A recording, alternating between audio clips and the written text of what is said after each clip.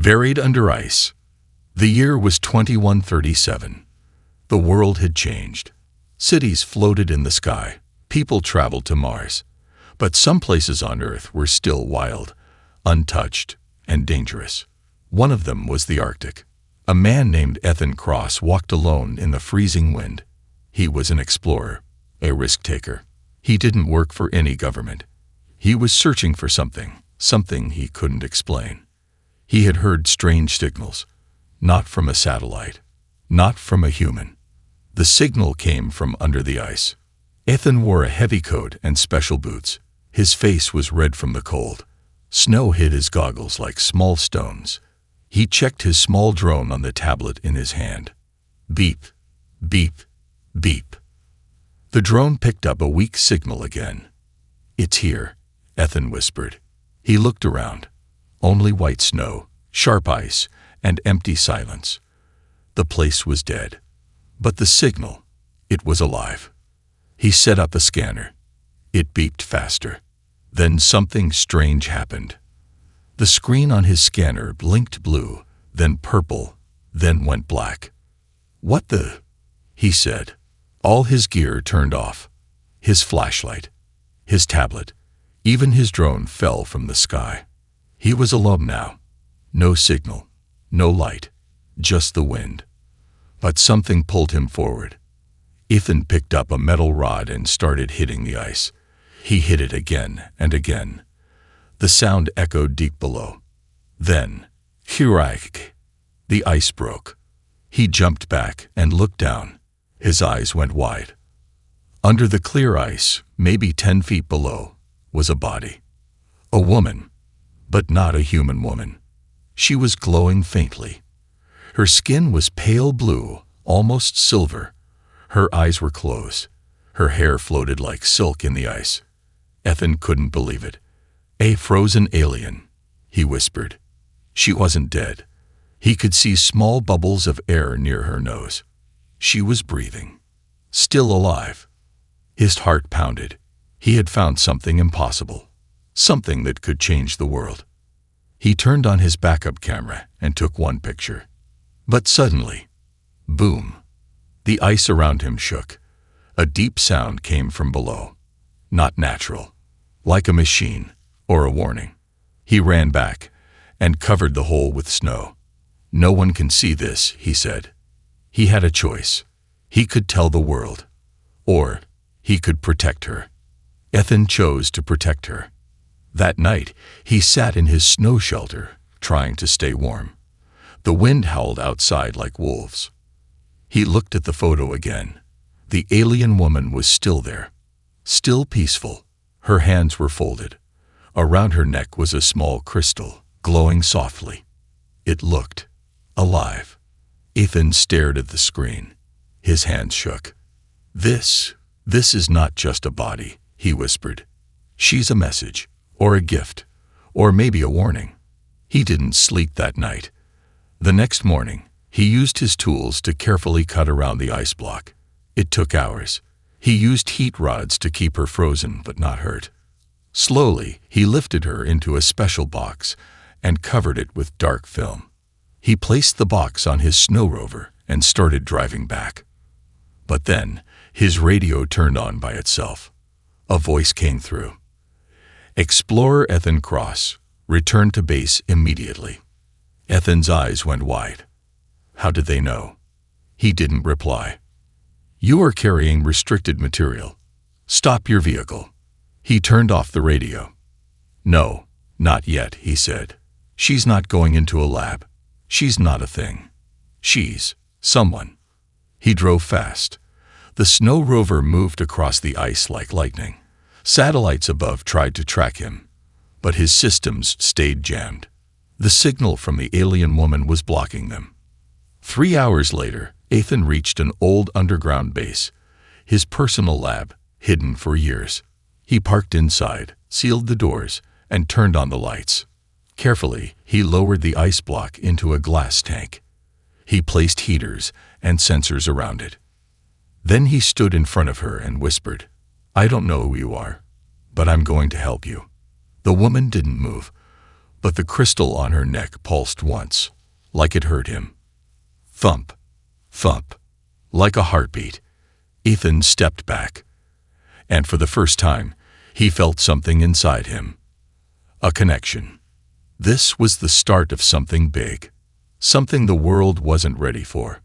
But Ethan was. She woke up speaking light. Ethan Cross sat alone in his underground lab. The frozen alien woman floated inside a special glass tank. She was still locked in ice, her eyes closed, her body peaceful. Her silver-blue skin glowed gently in the dim light. The crystal on her neck pulsed like a quiet heartbeat. Thump, thump, thump. Ethan hadn't slept in 2 days. He drank cold coffee and stared at her, full of questions. "Who are you?" he whispered. His lab was hidden far from any city. It used old technology, nothing modern, so no one could track him. No cameras, no satellites, no internet. Still, he felt watched. The crystal on her neck seemed to glow brighter whenever he asked questions. It was like it understood him. Ethan checked the sensors. Her body was not frozen like normal ice. It was something else. Some kind of energy kept her alive.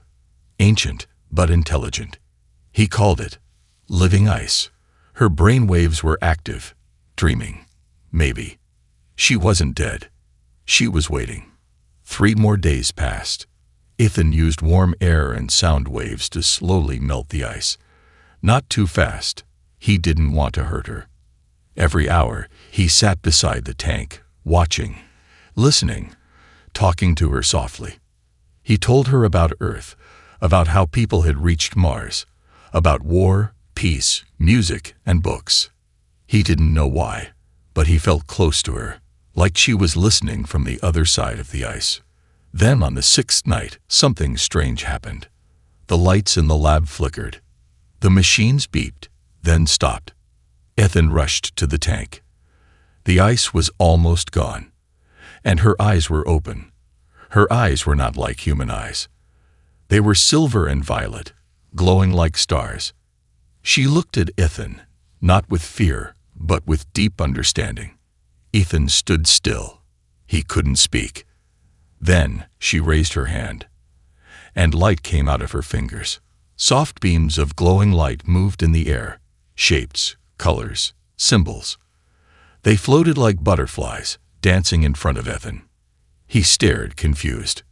"What is this?" he asked. The lights moved faster, forming patterns in the air. They looked like language, but not any he had seen before.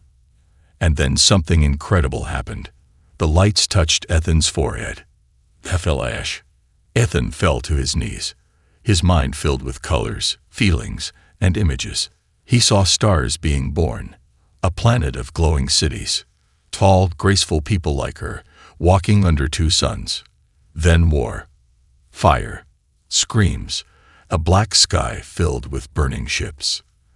And then silence. He saw her, floating alone in space, frozen, falling toward Earth, a long time ago. So long that even history forgot her. Ethan gasped and opened his eyes. She was still watching him.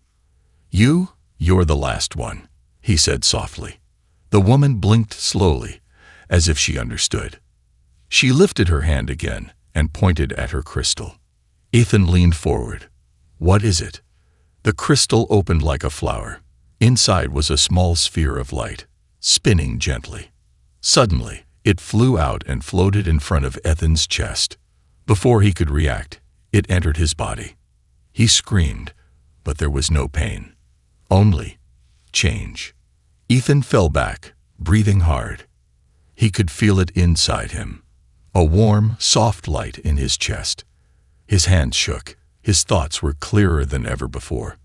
He could feel electricity. He could hear machines. He could even feel the earth beneath the lab. "What did you give me?" he asked. She spoke again, not with words, but with light. This time, Ethan understood. "You are the last hope," the light said. "They are coming." Ethan stood up, sweating. "Who's coming?" he asked. She showed him again, images in light, dark ships, hunter creatures, no faces, only hunger. They destroyed her people. Now they were searching for the seed, the thing she had given Ethan. It could create, heal, build, or destroy. It was the last power of her people. And now, it was inside him. Ethan felt dizzy. Why me? I'm just one man. The lights swirled around him again. You felt me, she said. You listened. You chose kindness. Ethan sat down. He looked at her, not as an alien, but as someone lonely, like him. He reached out and touched the glass. I won't let them find you, he said, and I won't let them hurt this world. She touched the glass from her side, and for a moment, they just sat like that. Two souls from different stars, united by something simple. Hope. Outside the lab, the sky above Earth changed. A strange wave passed through the atmosphere. Satellites blinked. Birds flew the wrong way. Machines across the world rebooted at the same time. No one knew what it was. But in deep space, something noticed. A hunter ship turned slowly toward Earth and began its journey. Back in the lab, Ethan stood in front of a mirror. His eyes now had a faint glow. He could feel the seed inside him, waiting, watching. He turned back to the alien woman. Let's get to work, he said. We have to prepare. The woman nodded. There was no turning back now. Something ancient had awakened, and Earth would never be the same again. Gift of the ancients. Ethan Cross stood in the center of his lab, completely silent. The lights had stopped flickering. The machines had calmed down, but everything felt different. The alien woman floated in the healing tank, her body now free from the ice. Her eyes followed Ethan carefully, softly glowing with wisdom. She was still weak, still silent, but the energy around her was growing stronger each hour. Inside Ethan's chest, the seed pulsed. Thump, thump, thump. It was not like a heartbeat. It was older, slower, wiser. It beat like the rhythm of the stars. Ethan had stopped asking what it was. He already knew.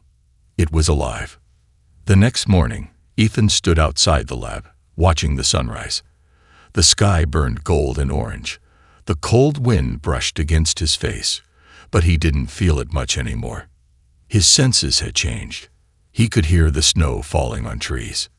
He could see heat from animals miles away. He could feel a signal coming from beneath the earth, a message waiting to be read. Back inside, he sat near the tank. The alien woman raised her hand again, and beams of light floated toward him, like before. But this time, they didn't just show memories. They showed blueprints. Massive towers, flying machines, living metal, self-healing cities, weapons made from light and thought. Ethan's eyes widened. This is your technology. The woman closed her eyes.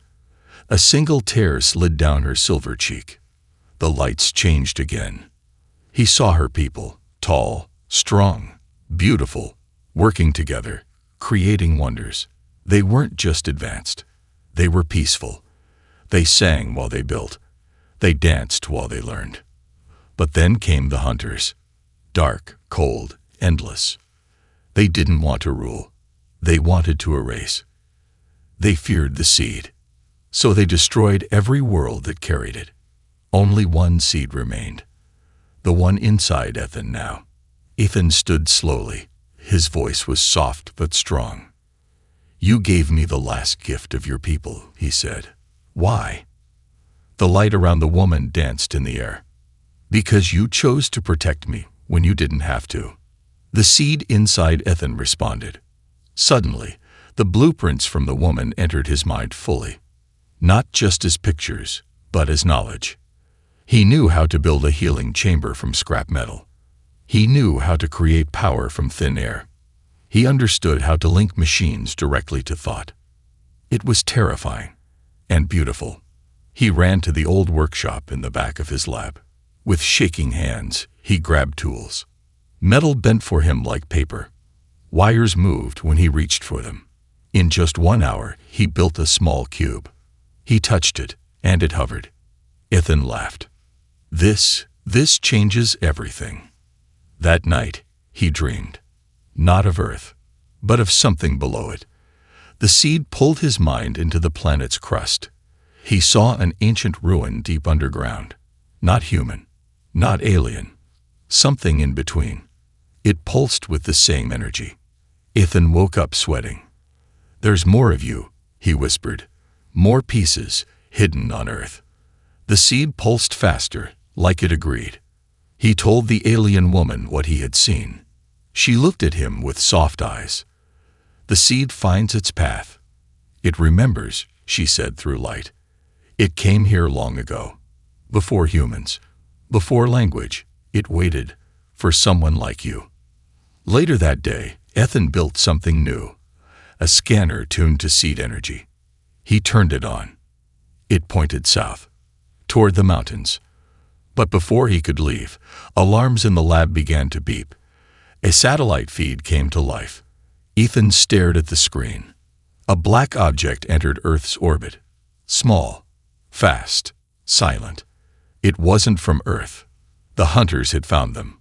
Not all of them, just a scout. But that was enough. The alien woman looked at the screen and sent a message of light. "You must hide the seed." Ethan shook his head.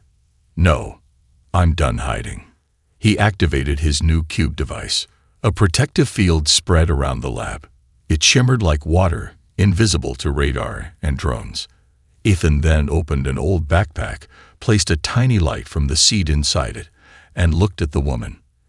"You'll be safe here," he said. "I'm going to the mountains. I think there's something buried there, something that can help us fight back." The woman nodded. But before Ethan left, she touched the glass of the tank one more time. A bright line of light floated out of her hand and wrapped around Ethan's wrist. It formed a small mark, like a tattoo made of stars. A bond. The light said, "You are no longer alone." Ethan didn't fully understand the gift. Not yet. But as he stepped outside, into the cold once more, he knew the journey had truly begun. The seed was waking up. The Earth was holding secrets. And far above, in the blackness of space, the hunters were coming. The hunters are coming. The sky above Earth changed, quietly at first. Satellites shifted their path. Birds flew the wrong way. In the dark corners of the world, animals grew restless. Machines flickered without reason. Clocks stopped for exactly 7 seconds, then ticked forward again, faster than before. No one understood what it meant. But something was watching. Something was coming. Ethan Cross stood on a cliffside, his breath forming soft clouds in the icy air. Below him, the mountains stretched like sleeping giants. He had traveled for 2 days across frozen rivers and snow-covered roads. He followed the signal from the seed inside him, like a compass in his heart. The alien woman was still in the lab, resting, healing. He could feel her energy. Their bond was strong now. When she dreamed, he saw her stars. When she feared, he felt it too. And now, she was afraid. The device on Ethan's wrist blinked red. A signal had entered Earth's orbit. It wasn't a human ship. It wasn't friendly. Ethan turned on his scanner. A faint dot appeared in the sky, just outside the atmosphere. Not large, just one ship. A scout. But scouts always came first. Then came the hunters. Far above the Earth, the scout ship moved silently. It had no windows, no heat, no sound. It wasn't made of metal or plastic. It was made of something, grown, like bone and shadow mixed together. Inside, there was no pilot. Just a presence. It searched for one thing, the seed. Back on Earth, Ethan reached the mountain cave the seed had shown him in his dreams. It was sealed by stone and time. He pressed his hand to the rock wall. The seed glowed. A soft light spread from his palm into the stone. The mountain groaned. And then, the wall disappeared like dust. Inside was a chamber, cold, silent, and older than any human civilization. Symbols covered the walls. Floating crystals hovered in the air. And in the center stood a tall, metallic tree made of pure light. Ethan stepped forward. The tree pulsed. His chest burned, not with pain, but recognition. This place knew him. The seed spoke, not with words, but with feeling. This is Earth's memory. We left it here, long ago. Ethan touched the tree. A pulse of energy hit him. He saw visions, blurry but powerful. Thousands of years ago, an ancient race, related to the alien woman's people, visited Earth. They saw potential in the early humans. They saw fire, kindness, war, and wonder. So they planted the seed, to grow slowly, to wait, until one human would be ready. That human was Ethan. Suddenly, the sky outside roared. Ethan ran out of the cave. Above him, the Black Scout ship entered Earth's atmosphere. No fire, no sound. It simply appeared. Then it dropped something from its belly. A small black sphere landed in the snow. It cracked open. From it, something climbed out. It stood 9 feet tall, made of black bone and smoke. Its head had no eyes. Its mouth had no lips. Just rows of moving teeth that clicked like knives. A hunter drone. Ethan's eyes widened. He didn't run. The seed inside him grew brighter. The drone turned its head, sensing him. It walked across the snow slowly, arms long, fingers sharp like blades. Ethan raised his hand. The mark on his wrist glowed. Suddenly, the crystal tree inside the cave reacted. Beams of light shot out of the cave entrance and struck the drone. The creature screamed. No sound, just static. It stumbled, burning where the light touched it. Ethan stepped forward, hand still raised. "You're not welcome here." The drone leaped toward him. Ethan jumped aside, rolled in the snow, and pointed his palm again. The seed responded, this time faster. A wave of energy exploded from his chest, hitting the drone midair. The creature hit the ground, shaking. Its bones cracked, its skin turning to dust. It tried to crawl forward, but Ethan walked straight up to it. He knelt beside it. "Tell them Earth is not sleeping anymore." The drone's body turned to ash. The scout ship in the sky blinked once, then vanished. But it was too late. The hunters had seen everything. They had found the seed. And now, they were coming. That night, all across the world, strange things began to happen. A boy in India saw lights in the sky and started drawing symbols he had never learned. A scientist in Kenya built a machine in her sleep. When she woke, it floated. A blind woman in Brazil touched a rock in her garden and began speaking in a lost language. The seed was spreading, awakening the minds that were ready. Ethan returned to his lab. The alien woman stood on her own now. Her skin was brighter, her voice stronger, still made of light, but clearer. She looked at him with soft eyes. "You fought a scout," she said. Ethan nodded. "They know we're here." She looked up. "Then we don't have much time." He showed her the memory of the crystal tree. She smiled. "You found the first core. There are 6 more." Ethan felt a chill. "We have to find them before the hunters do." She nodded. "Or Earth will burn like the others." Ethan placed a map on the table. The seed glowed and marked 6 more spots. Deserts, oceans, jungles, deep underground. Each one hiding a part of Earth's forgotten power. Each one protected by ancient systems. The alien woman placed her hand on his. "You are not a soldier, Ethan Cross, but you are becoming something more."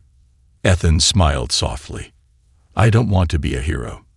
She replied, "Then be what they fear, human." Far beyond the moon, inside a black cloud of shadow and bone, a fleet of ships began to move. Thousands of them. The hunters were coming, and Earth would never be the same again. The first battle for humanity. The Earth was quiet. Too quiet. Above the clouds, beyond the blue sky, something massive moved in the dark. A hunter warship the size of a city had entered the moon's orbit. It cast a long shadow across the lunar surface. It had no lights, no sound, no signal, but it was alive. Inside it, the hive mind stirred. It had smelled the seed. It had seen the scout fail. And now, it would crush Earth before the humans could awaken. On Earth, the seed inside Ethan Cross pulsed like a warning drum. Thump, thump, thump. He stood on top of a mountain bunker, an old military station he had reactivated using seed tech. The stars above shimmered unnaturally. The moon looked wrong, like something ancient was sitting on it. With him were 5 others, ordinary people, but not anymore. The seed had begun choosing. A pilot from Japan who could now see air patterns. A nurse from Nigeria whose touch healed faster than any medicine. A teenager from Chile who controlled machines with her thoughts. An old engineer from Poland who spoke ancient alien words in his sleep. And Ethan, the bridge between the seed and humanity. They were not soldiers, but they were ready. The alien woman, whom Ethan now called Lyra, stood beside him, wrapped in earth clothes. Her energy was brighter now. She moved with grace, like water flowing through stars. She looked at Ethan and spoke with soft, glowing light. They've begun. The first wave lands on the moon. Ethan took a breath. How long until they reach us? Lyra closed her eyes. Not long. A few hours, maybe less. Ethan looked at the group behind him. This is it, he said. The first battle. Not to win, just to show them we're not weak. Far above, the Hunter mothership opened. Dark pods shot out like black comets, crashing into the moon's surface. Each pod opened and released something not alive, but not dead. Hunter drones. Thousands. They began building a gate, a dark structure with arms like spider legs rising from the moon's rock. A portal. A bridge. Once complete, it would open a doorway to Earth. The war would not begin with a bang. It would begin with a choice. Back in Ethan's mountain bunker, the group activated Earth's first seed-enhanced defense grid. The old station came to life. Rusty cannons floated into the air, covered now in glowing light metal. A dome of invisible energy covered the mountain. Ethan reached into the sky with one hand. A small orb of light formed in his palm. The seed listened, and Earth answered. In Brazil, the woman who spoke ancient languages led a tribe to an underground ruin. In Egypt, desert winds revealed an alien stone buried in sand. In Iceland, a geyser shot out blue fire. Earth was waking up. The hunters felt it. And they hurried. Ethan looked at Lyra. We need to hit them first, he said. We can't wait. Lyra hesitated. If you go, you may not return. Ethan smiled sadly. If we don't go, none of us return. She nodded. Her light dimmed, as if afraid. Then I will give you what's left of me. She reached out and touched Ethan's chest. The seed inside him exploded with power. His body lifted slightly from the ground. His eyes turned white. His armor, formed from thought, wrapped around him. Light, metal, memory, and fire. He had become something more. Not alien. Not machine. Not just human. Something new. Seed-born. Ethan and the small team entered the launch pod. A seed ship built in just 3 hours using blueprints from Lyra's mind and Earth's old metals. It had no engine. It flew on will, and will was strong. As they left Earth's atmosphere, the stars turned dark. They saw the moon and the gate being built, a mountain of black crawling things, drones, structures, machines made from bone and smoke. The gate was almost ready. But not yet. Ethan pointed forward. Hit them now. The ship responded instantly. From its belly, a beam of pure sound and light slammed into the surface of the moon, cutting a deep line through the enemy forces. Hundreds of drones screamed, turning into ash. The moon shook, but the gate kept building. The hunters responded. From the warship above, 3 giant beasts launched. Not ships, living weapons, like dragons made of ash, lightning, and teeth. They rushed toward Ethan's ship. The pilot from Japan gripped the control ring. His eyes turned silver. "I see the path," he whispered. The ship twisted through space like a fish in water, dodging blasts, dodging monsters. The teenage girl reached out and hijacked one of the beast's nervous systems. It froze in midair, confused. The Polish engineer spoke a single ancient word. The beast exploded. Ethan jumped from the ship mid-flight, surrounded by light. He landed on the moon, hard but unhurt. He ran straight toward the gate. The drones saw him and swarmed like insects. He raised his hand. The seed obeyed. The ground shook. Spires of light shot up, impaling drones. Others melted in his presence. He reached the gate. It pulsed like a heart. He could feel the hive mind watching him now. Its voice came, not in sound, but in pressure. "You are nothing. Just a man." Ethan replied softly. "Exactly. A man who remembers pain and fights anyway." He touched the center of the gate. The seed inside him grew white-hot. Boom! A blinding pulse of light exploded from the point of contact. The gate cracked, then shattered. Drones collapsed. The black warship above screamed into the void. The first battle was over. Back on Earth, Lyra felt the wave of victory. She smiled, but her light flickered. She fell to her knees. The others rushed to her. She looked up with a peaceful smile. "He did it," she whispered. But this was only the first. The hive is waking now. Ethan floated back down to Earth hours later, tired, burned, glowing. He landed softly on grass. People ran to him. One boy asked, "Are we safe now?" Ethan looked at the stars, and then down at his hands. "No," he said, "but now we're ready to fight." Earth awakens. For the first time in thousands of years, Earth was no longer silent. Its heart had begun to beat again. Across the world, people felt something inside them shift, something small but powerful. It was like a soft hum in their blood, a warm light behind their thoughts, a whisper in their dreams. The seed was awake, and now the planet was listening. In a small village in Morocco, a 6-year-old girl placed her hands on the dry ground, and flowers bloomed around her feet. In Australia, an old farmer touched his rusted tractor, and it began to run again, smoother than ever, powered by light. In South Korea, a young boy looked at the stars and began writing a new language in chalk. He didn't know where it came from, but when scientists saw it, they gasped. It was the language of the seed. In every country, something was happening. People who had once felt weak now felt strong. Those who were lost began to find purpose. They were not changing into aliens.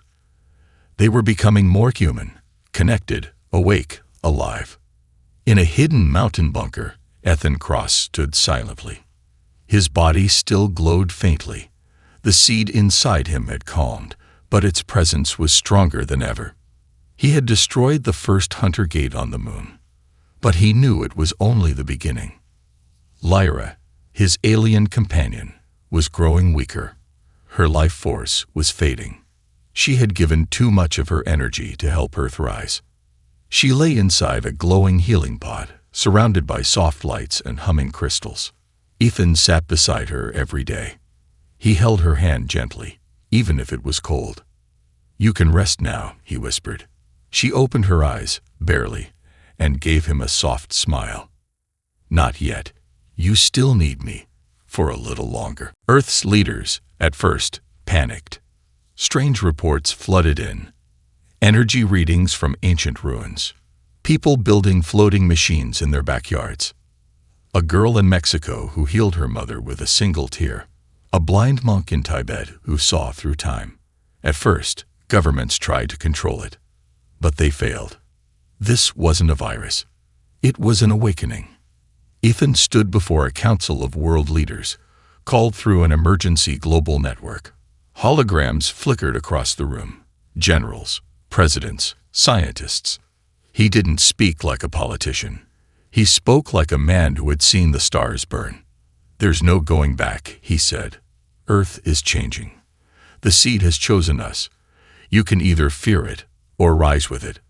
One general asked, "And if we say no?" Ethan looked him in the eyes. "Then the next war will not be between nations. It will be between those who are awake and those who chose to sleep." Silence followed. Then, agreement. Within days, Earth's largest minds came together. Not for war, but for creation.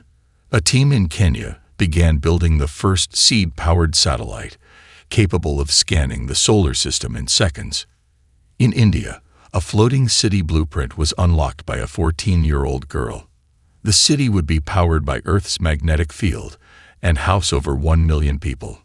In Canada, a forest was restored in a single night, trees regrown using seed-guided machines and human will. The old world was ending. The new world was being born. But not all welcomed the change. Some feared it. Some wanted to control it. A secret group of billionaires, known as the Shadow Circle, met deep underground. They had watched the moon battle. They had seen what Ethan had become. "We must capture the seed," one said. "Or destroy it," said another. But they didn't know. The seed was not a thing you could own. It was a part of Earth now, a part of every living mind that chose to hope. In the bunker, Lyra's condition worsened. She had stopped eating, stopped speaking, but her eyes still watched Ethan. She reached up one last time and touched his forehead. In that moment, Ethan saw her final memories. He saw her planet fall, her people screaming, the last seed being hidden. He saw her alone in space for thousands of years, frozen, forgotten, afraid.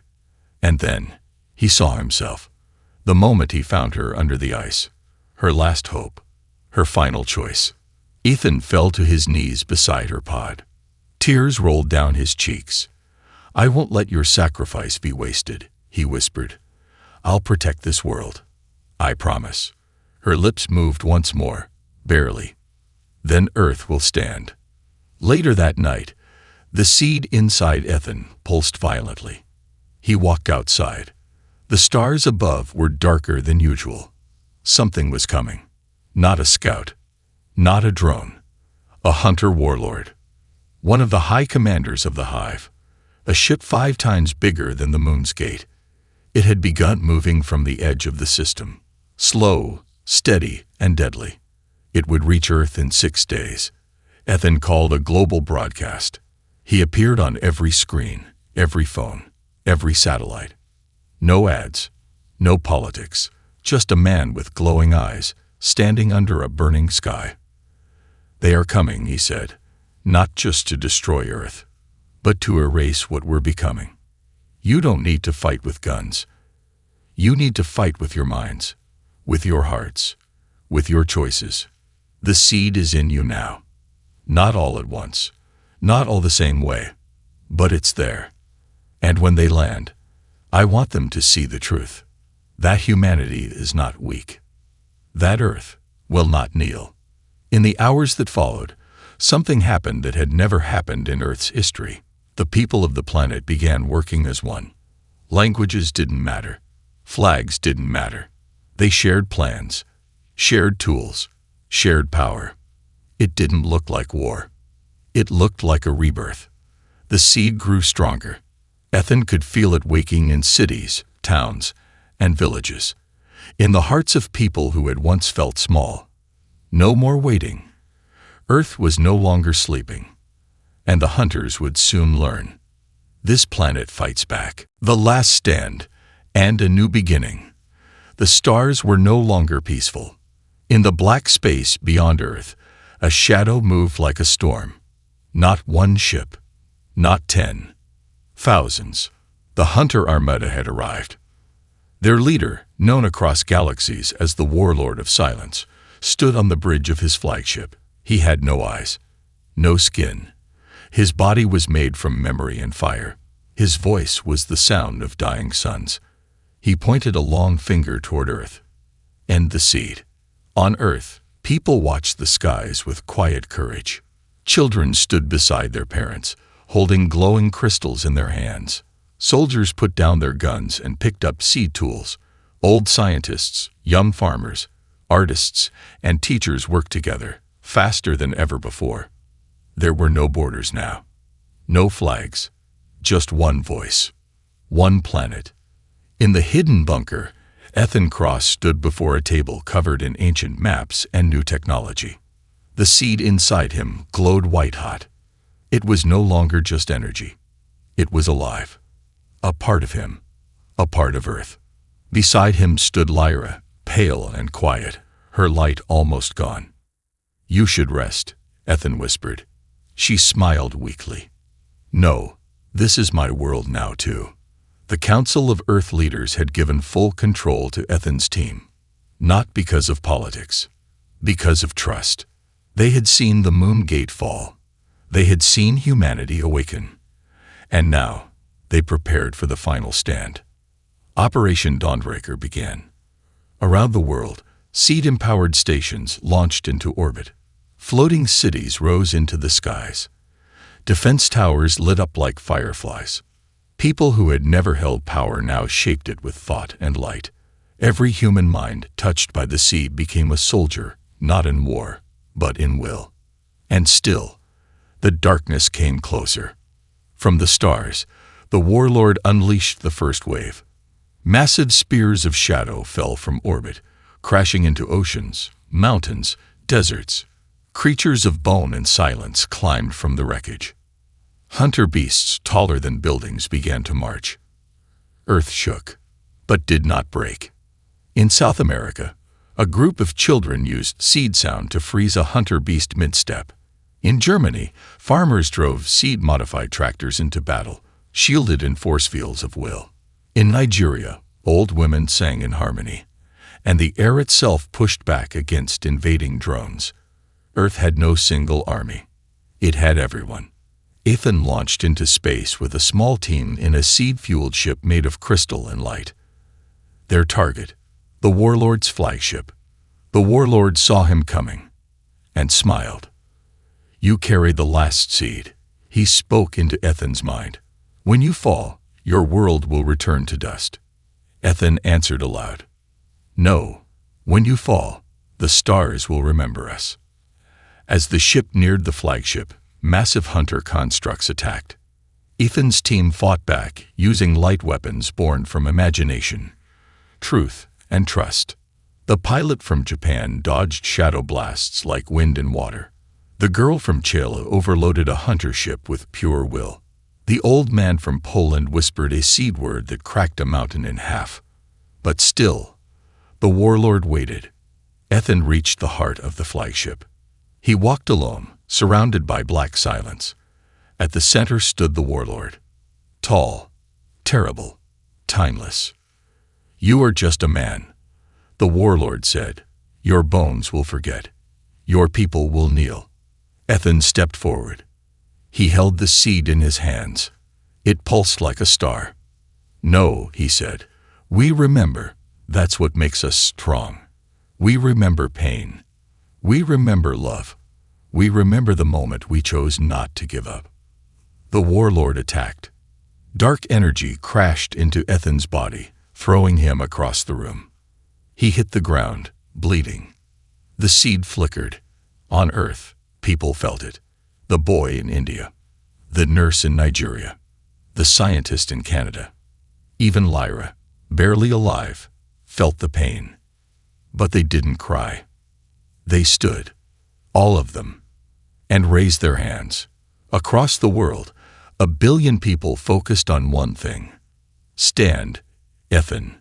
Back on the ship, Ethan opened his eyes. A small hand touched his chest. Not real, but it was his memory. It was Lyra's memory. It was Earth's voice. You're not alone. The seed exploded with light. Ethan rose, glowing brighter than any sun. The warlord screamed and rushed him again. But this time, Ethan caught the darkness in his bare hands. He crushed it into dust. The warlord fell to one knee. His body cracked. His form twisted. And finally, he shattered. The flagship began to collapse. Ethan's team escaped through a tunnel of light. The seed had won. The hunters were broken. Back on Earth, Lyra lay in her pod. She saw the sky clear. The stars dance. The seed shine. She smiled, closed her eyes, and whispered, "I can rest now." Then she vanished, not in death, but in light, returned to the stars. Ethan returned home days later. He stood on a small hill under a tree blooming with seed flowers. People gathered around him. Children laughed nearby. There were no speeches, no parades, just peace. And a question. "What now?" someone asked. Ethan looked at the sky. "We build." And so they did. The world rebuilt, not as it was, but as it should be.